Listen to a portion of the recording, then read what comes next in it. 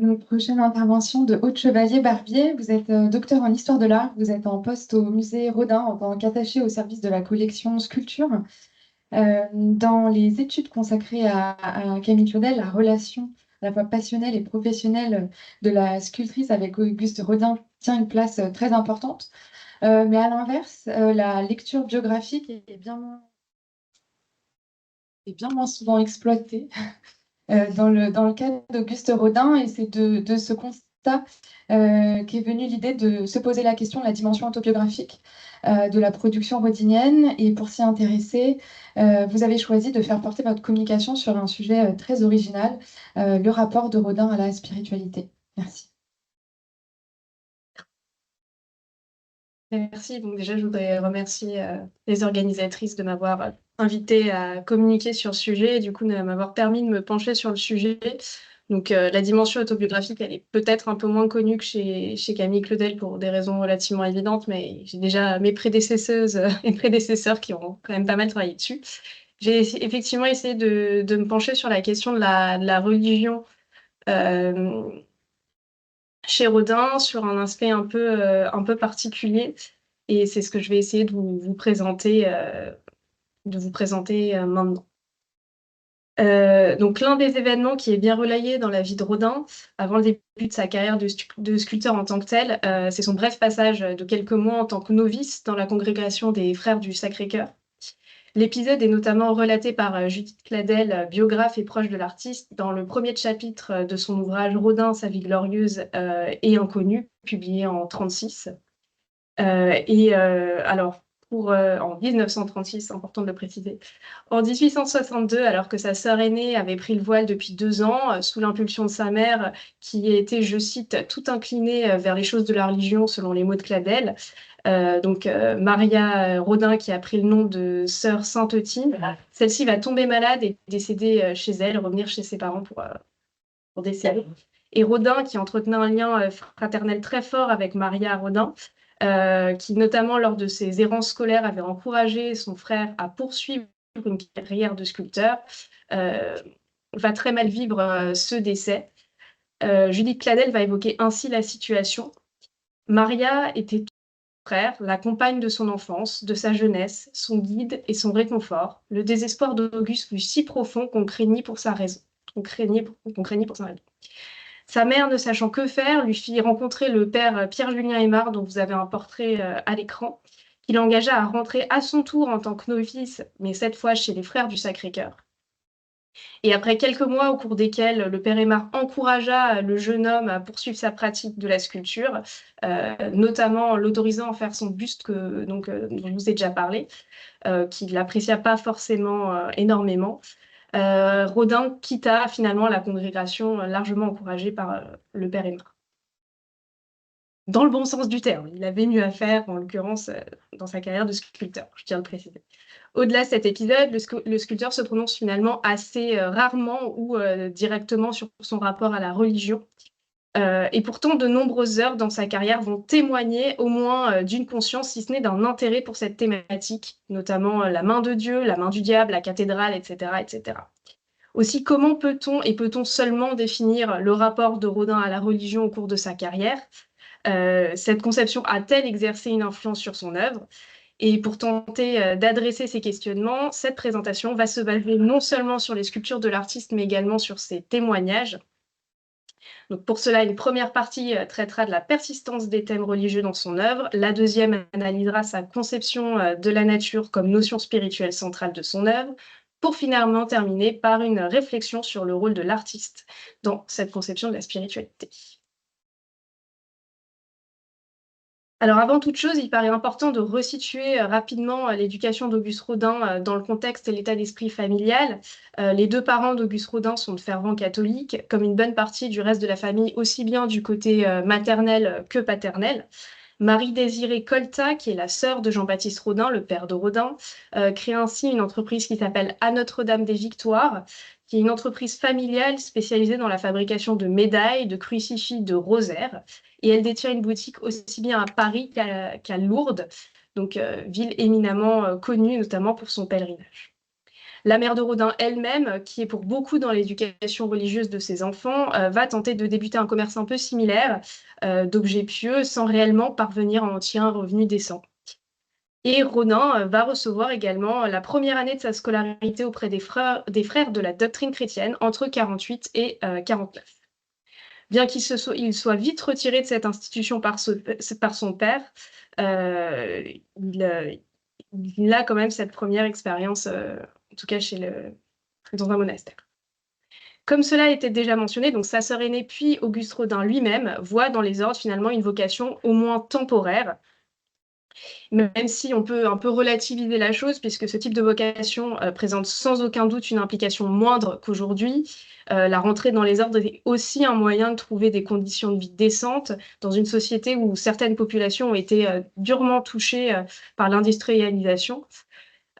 Comment toutefois expliquer qu'Auguste Rodin passe si rapidement d'une condition de novice à une vie qui est finalement tout autre, sans jamais réellement adresser directement cette question religieuse, alors qu'il existe parallèlement des artistes qui vont s'exprimer beaucoup plus directement et franchement sur la question de la religion.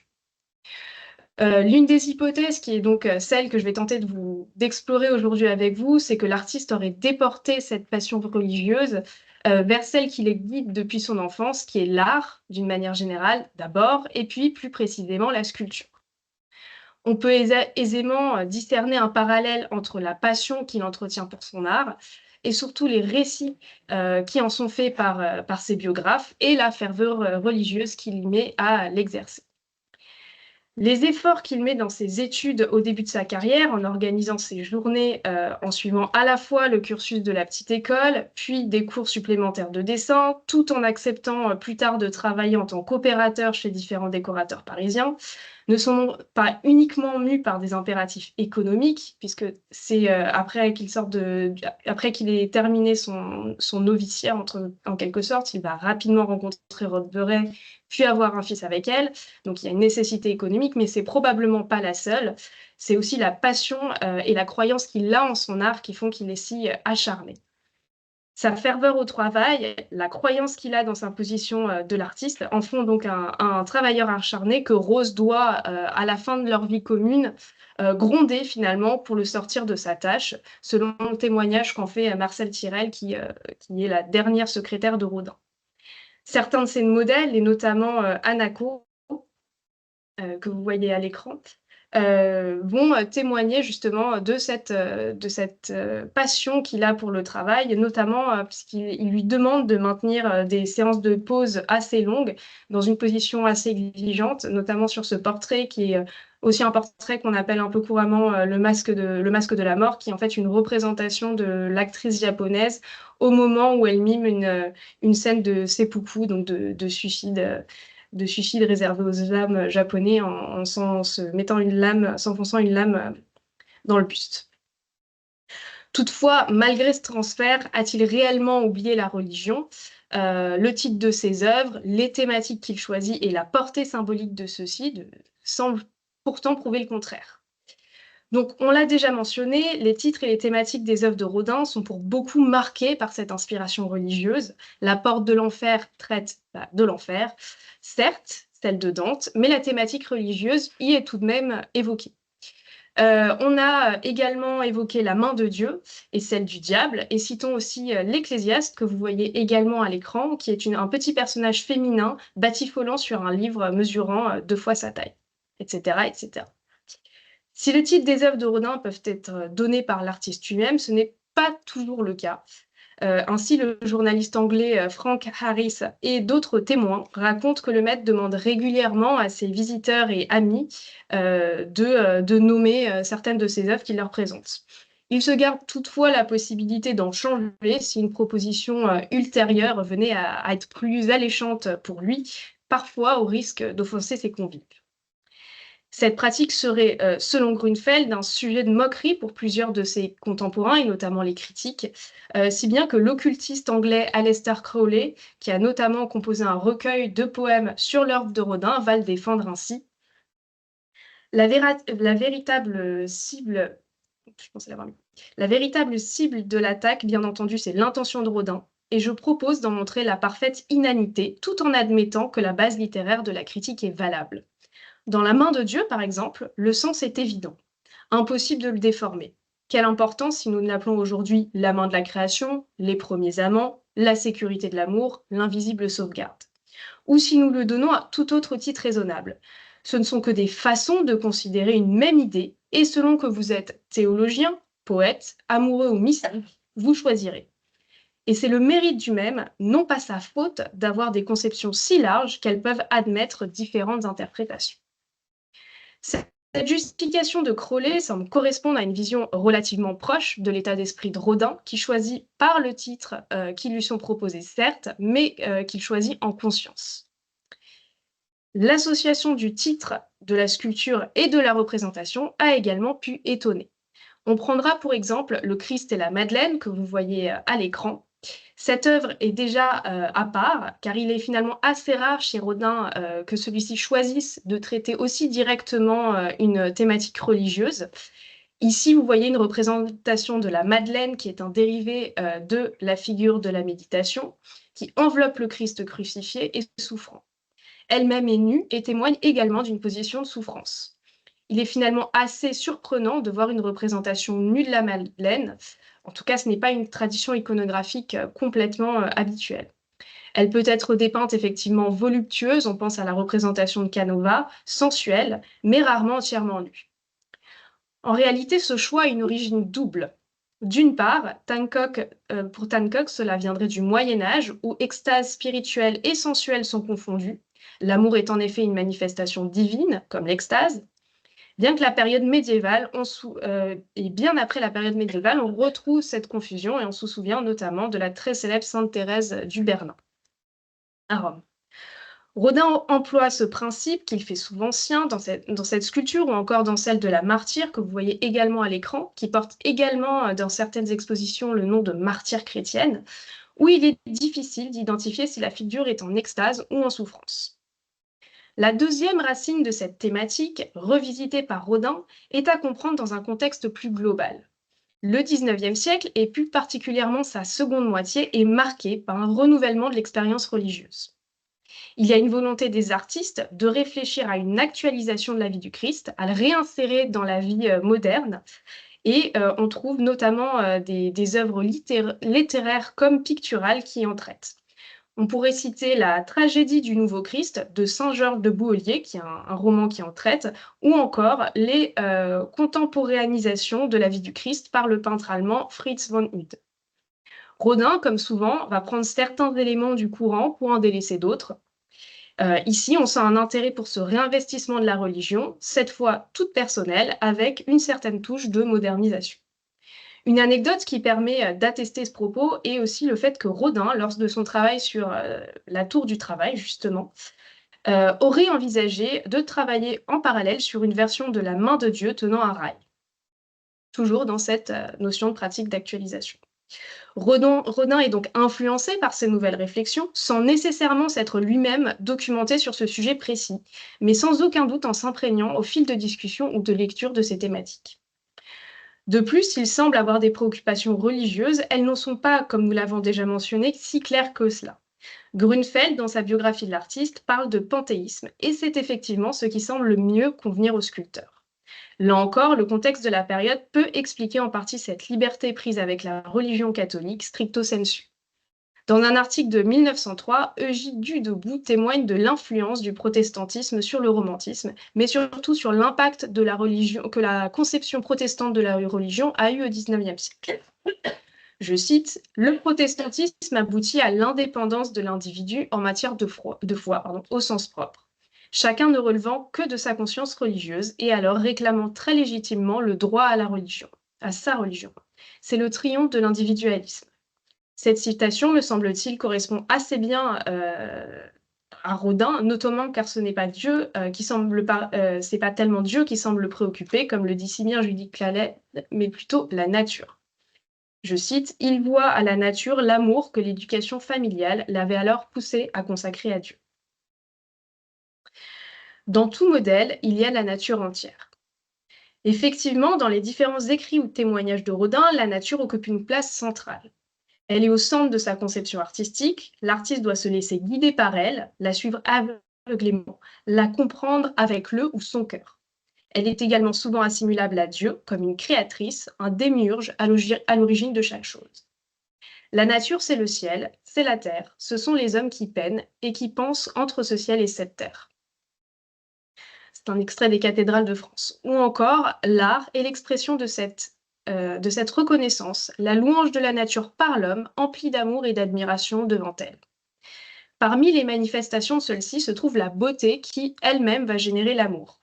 Je cite, « En pénétrant les yeux, la beauté éveille le cœur à l'amour, et hors l'amour, rien ne vous. » La beauté est donc créée par la nature, ou en tout cas l'une de ses résultantes, et cette beauté peut être à l'origine de l'amour. Le mot a une récurrence assez élevée dans les textes des cathédrales de France notamment. L'amour lui-même est également une manifestation de la nature, donc la boucle est un peu bouclée.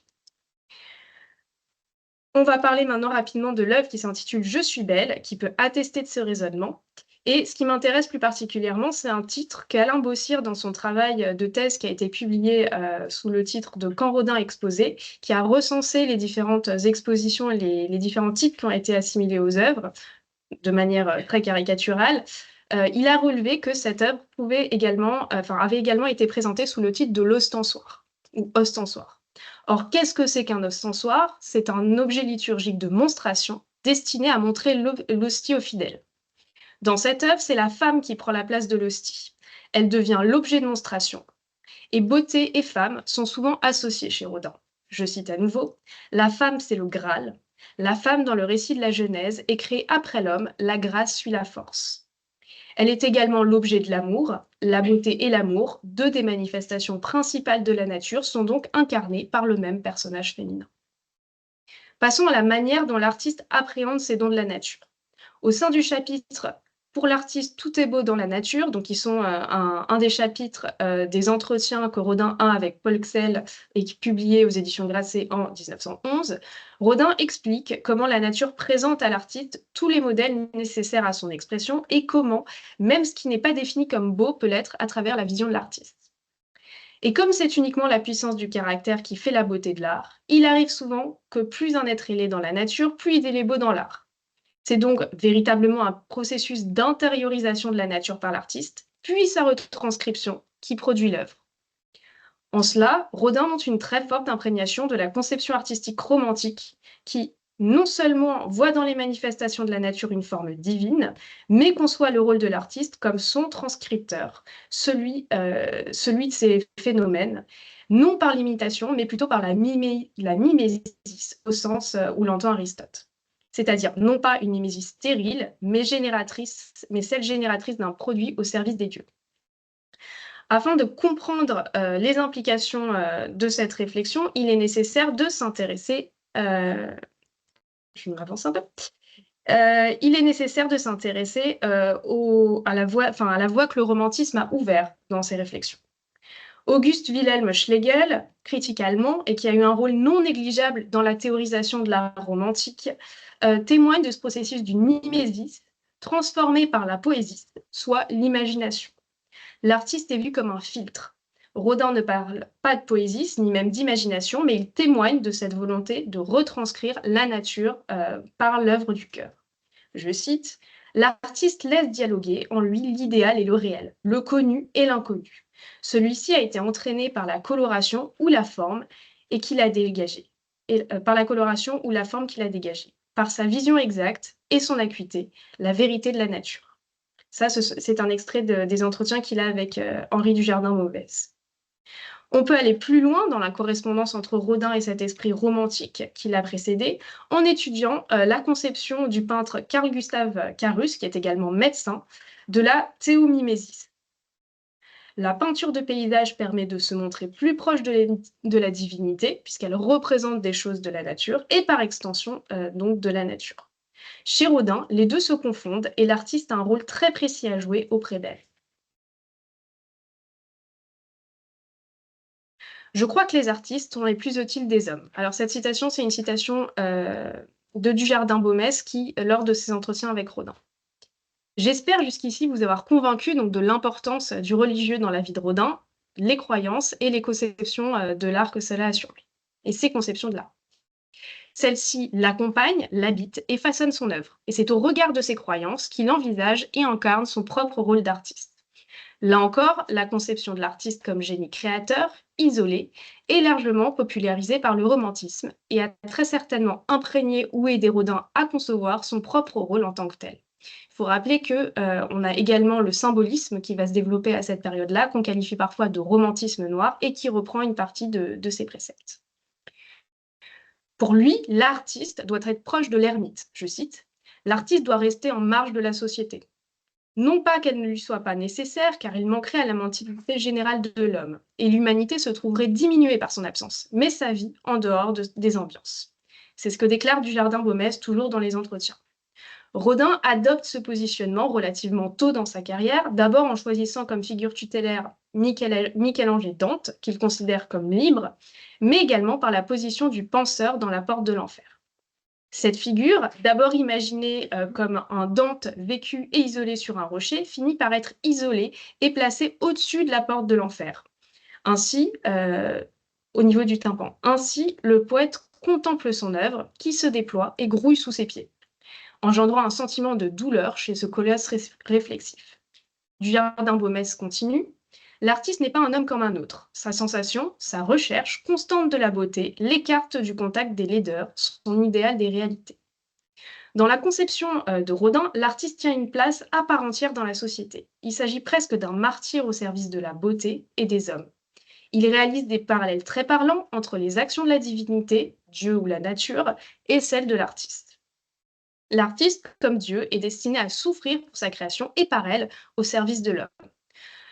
Cela se rapporte au courant dont nous avons déjà parlé, de la contemporanisation de la religion catholique. La figure de Prométhée revient alors régulièrement à cette période chez les artistes, qui va voler le feu aux dieux pour le donner aux hommes et sera puni éternellement pour cela.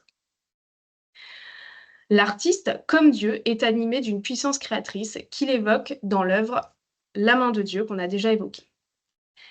Le parallèle entre action divine et création artistique est ici flagrante. Deux silhouettes, identifiées comme celles d'Adam et Ève par Félicien Fagus dans son article Critique sur le salon d'automne de 1905, se dégagent d'un bloc de matière. L'une, Ève, ne semble pas tout à fait formée. Les deux se dégagent d'une main monumentale, évoquant celle du créateur. La sculpture, autant que le titre, permet de comprendre la symbolique de l'œuvre. En 1904, cette œuvre est aussi appelée la création, témoin de son double niveau de lecture. Dieu, comme le sculpteur, fait d'une matière informe une créature vivante par sa volonté. L'artiste devient-il un prophète en son temps? Une pythie grâce à laquelle sont perçus les messages de la nature?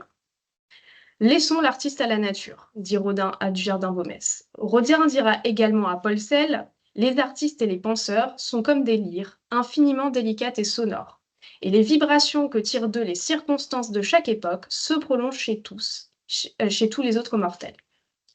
Judith Cladel elle-même s'amuse de la confusion que le sculpteur entretient entre Dieu et le Créateur en mentionnant que, je cite, « en son âge mûr, ayant perdu la foi formelle, mais resté, comme il disait, d'essence profondément religieuse, il confondait dans cet amour l'œuvre divine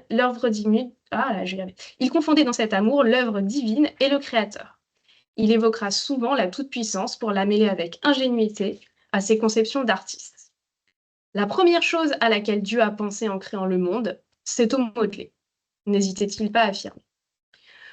Toutefois, le rôle de chaque artiste n'est pas le même, ni même équivalent. Il existe une hiérarchisation assez clairement établie dans l'esprit de Rodin et dont lui-même découle. Ainsi, dans Xel, il exprime « Au-dessous des génies, en effet, d'autres artistes de moindre envergure reprennent et vulgarisent les conceptions des maîtres.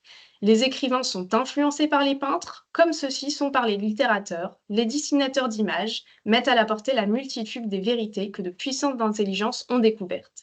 C'est comme un ruissellement spirituel, comme un jaillissement qui se déverse en de multiples cascades, jusqu'à former la grande nappe mouvante que représente la mentalité du temps. » Au-delà de cette hiérarchisation, Rodin, qui se considère comme appartenant à la catégorie des génies, crée sa propre généalogie spirituelle et artistique.